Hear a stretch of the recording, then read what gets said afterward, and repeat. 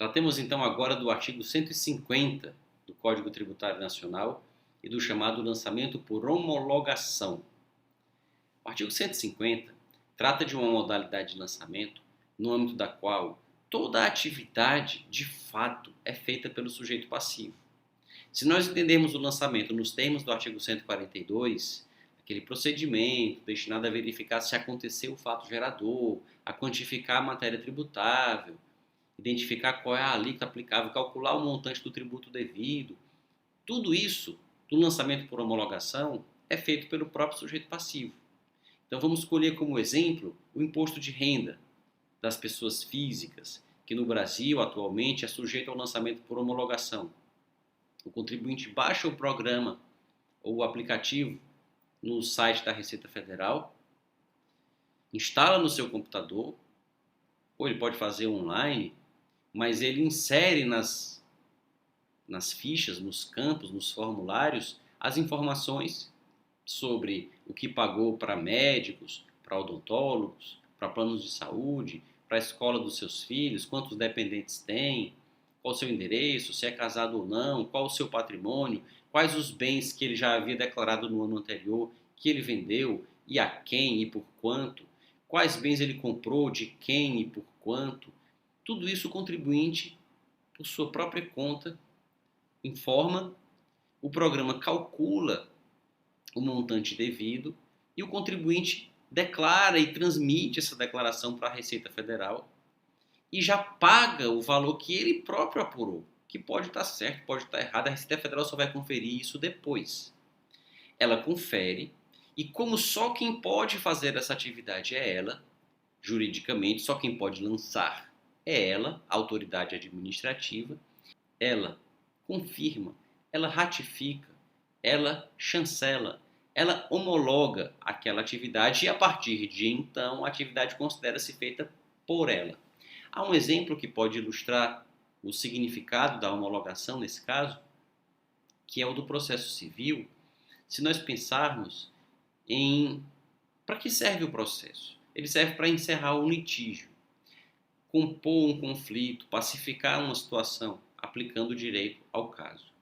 Mas quem tem autoridade para, do ponto de vista formal, encerrar o processo? O juiz, e só ele, na primeira instância pelo menos. Então, quando as partes chegam a um acordo, o acordo de fato soluciona o litígio, mas para que ele tenha o efeito jurídico de encerrar o processo, ele precisa ser homologado pelo juiz. Aí ele passa, depois de homologado pelo juiz, a ter os efeitos que uma sentença teria, inclusive para fins de coisa julgada, de cumprimento de sentença e assim por diante. Então, depois de homologado pelo juiz, aquilo que de fato foi feito pelas partes passa a ter os efeitos de uma sentença. A mesma coisa acontece com o lançamento. Depois de aquela atividade que de fato foi feita pelo contribuinte, depois de ser homologada pela autoridade, ela passa de fato e de direito a ter os efeitos próprios legais de um lançamento. Daí dizer-se lançamento por homologação. Se nós examinarmos os antecedentes do Código Tributário Nacional, o anteprojeto e as discussões que aconteceram no Código Tributário, o anteprojeto e as discussões que aconteceram no Congresso Nacional, nós veremos que havia uma ideia de fazer o regramento desse tipo de atividade como sendo tributos que não são sujeitos a lançamento. Tributos em relação aos quais não há lançamento. Mas isso não existe no direito brasileiro. Criou-se a ideia do lançamento por homologação exatamente para deixar claro que não existe tributo sem lançamento. Todos são lançados e o lançamento é privativo da autoridade administrativa. Como conciliar isso com o fato de que muitos, são apurados pelo próprio contribuinte? Levando-se em conta que eles são apurados pelo contribuinte, mas essa apuração é confirmada pela autoridade que diz: faço minhas as suas ações, atos, declarações, apurações e, portanto, façamos juridicamente disso que você, contribuinte, fez um lançamento tributário. Isso é que se chama lançamento por homologação. E o Código Tributário Nacional encampou expressamente essa ideia, que inclusive do ponto de vista técnico-formal é muito mais adequada do que a ideia que é presente em outros países de autolançamento. Se nós procurarmos a tradução de lançamento por homologação, e tenham muito cuidado quando estiverem fazendo aí o abstract dos seus TCCs, dissertações e teses, com as traduções que vão colocar para lançamento por homologação. A tradução correta é self-assessment, se nós estivéssemos falando do inglês. E em outras línguas de origem latina, como o português, a tradução é semelhante à do self-assessment, porque se chama autoliquidación, por exemplo, em espanhol, como sendo um autolançamento. Seria em Portugal, se chama autolançamento, mas não é autolançamento porque não é o contribuinte que está se lançando. O que se lança é o crédito tributário. Apenas o que muda é a pessoa que lança, que não seria o fisco, seria o contribuinte. Então não seria autolançamento.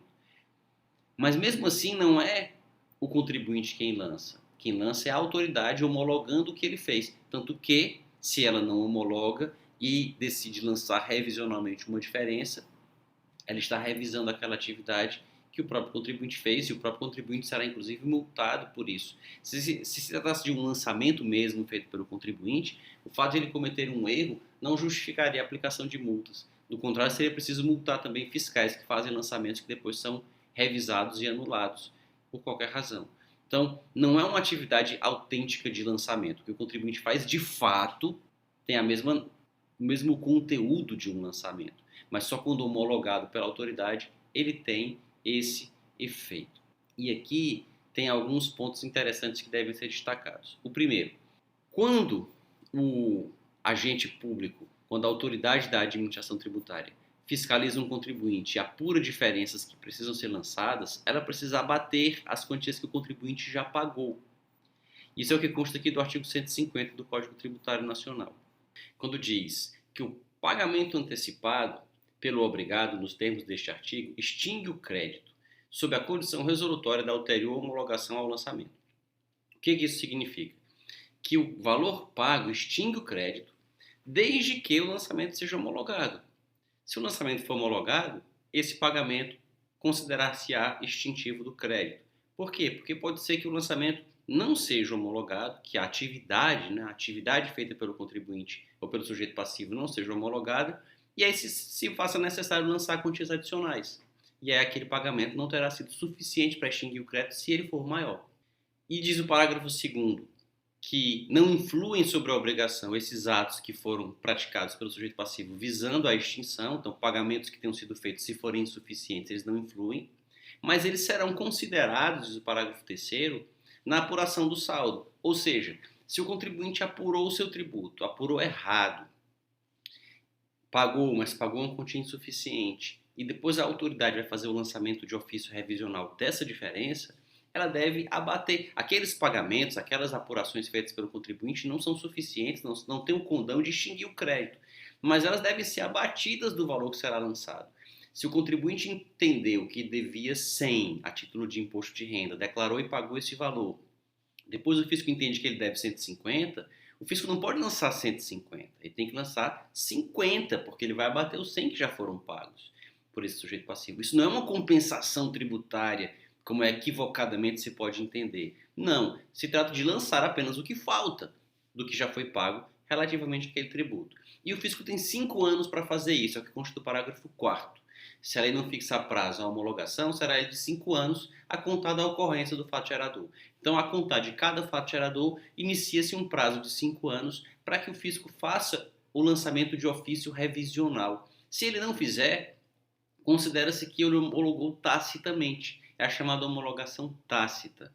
O fisco não pode mais fazer nenhum lançamento adicional, ele não pode mais discordar da apuração feita, porque decaiu o direito de lançar qualquer diferença decorrente dessa discordância. Então se considera que pelo silêncio ele concordou. É a chamada homologação tácita. Salvo se comprovada a ocorrência de dolo, fraude ou simulação. Se comprovada a ocorrência de dolo, fraude ou simulação, não é que não corra prazo nenhum. A decadência corre, flui normalmente, só que será a decadência do artigo 173, inciso 1, aquela que se conta do primeiro dia do exercício seguinte, aquele em que os fatos geradores aconteceram. Então o fisco ganha alguns meses a mais, ou quase um ano a mais, dependendo de quando aconteceu o fato, para fazer o lançamento. Mas a decadência continua acontecendo. É também importante destacar que, de acordo com o Superior Tribunal de Justiça, se o contribuinte faz toda a apuração do tributo devido e não paga, Se ele faz toda essa atividade apuratória, declara, no exemplo citado do imposto de renda, ele baixa o programa, preenche a declaração, transmite a declaração, mas não paga o valor que ele próprio apurou, nesses casos não há mais a necessidade de se fazer lançamento de ofício. Se o fisco quer cobrar exatamente a quantia que foi declarada e não foi paga, ele pode encaminhar aquela quantia diretamente para a inscrição em dívida ativa. Considera-se que ele está homologando expressamente as quantias apuradas e declaradas e encaminhando para a cobrança, tornando desnecessário o lançamento de ofício.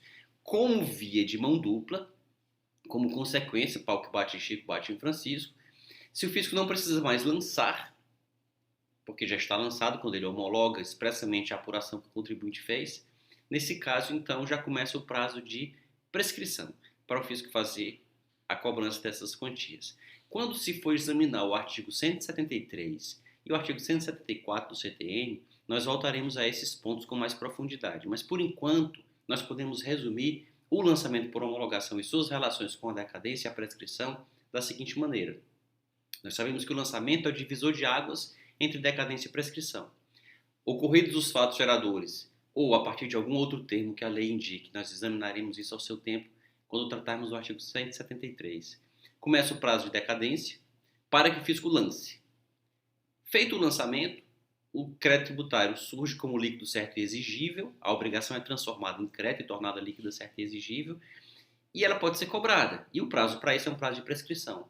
Então o lançamento fica no meio entre a decadência para lançar e a prescrição para cobrar o que foi lançado. Se nós estamos falando de lançamento por homologação, se o contribuinte apura, declara e paga, e aguarda que a autoridade examine, se ela examinar e concluir que era para ele pagar mais, ela tem que fazer um lançamento de ofício. E o prazo é o prazo do artigo 150, são 5 anos contados do fato gerador. Se houver dolo, fraude ou simulação, ou se ele não tiver apurado, declarado e pago nada que possa ser homologado, o prazo é do artigo 173, inciso 1. A decadência começa a contar do primeiro dia do ano seguinte. Mas também é uma decadência do direito de lançar de ofício essas quantias que não foram pagas.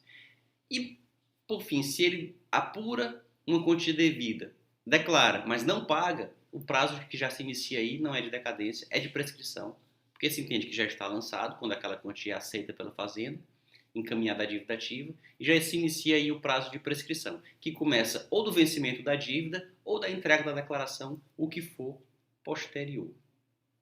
Se tiver gostado desse vídeo, não se esqueça de curti-lo, de se inscrever no canal para acompanhar os próximos e de deixar aqui na caixa de comentários o que gostaria de ver tratado em outros vídeos. Até mais!